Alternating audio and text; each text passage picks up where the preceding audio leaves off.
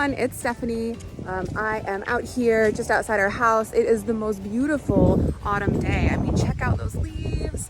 Oh my gosh. And I have this beautiful historic road that I'm walking along. But what I wanted to talk about today was to answer a question that I get asked a lot. And maybe you find it interesting, maybe you don't. But for me, it gives I think about it every day. And it gives insight and meaning into why I do what I do and how I basically spend the time of my life. And that is, why is architectural conservation important? Why conserve buildings? Why are historic buildings important? And why are the way that we look after them important? So my answer to this is that historic buildings are actually the most tangible remnant that we have of the past.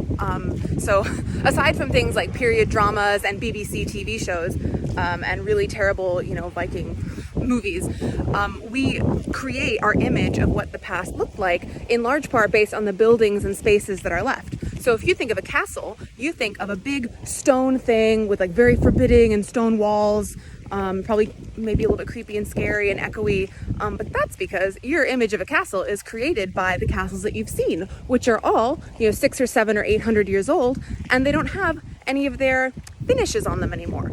So rather than elegant tapestries and plaster and painted interiors that were very warm and comfortable and lavish, all we see is the bare stone, which looks very sort of forbidding and uncomfortable. And we have this conception in our mind that that's how medieval people lived. They lived in big echoey stone buildings that were usually very cold and damp, when in reality that's not true. So all this just goes into how historic buildings create what we think of as the past. I think it's a pretty good example as castles. But I've always been puzzled about how buildings come to look the way that they do now. The castles are another great example, right? So how did that castle get to be, bare and stone and echoey and ruined when other buildings are still lived in or, have been restored or things like that?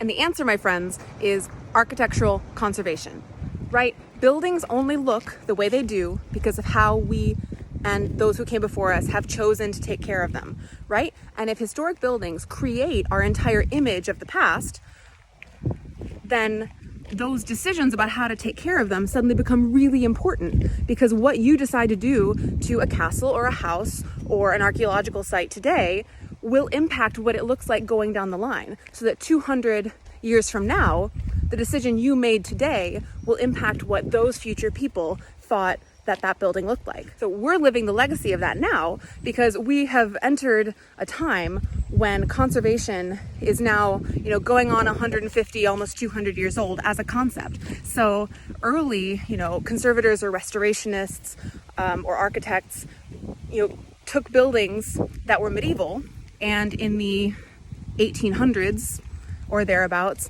they changed them or restored them or altered them in some way that now we see and we rightly or wrongly consider to be the way that they looked, possibly. I know that's all a little bit complicated, but what I mean is historic buildings are really important because history is important and they are some of our best evidence for history. So if they are evidence for history and for creating our entire conception of the past, then the way that we look after them suddenly is hugely important and also really exciting.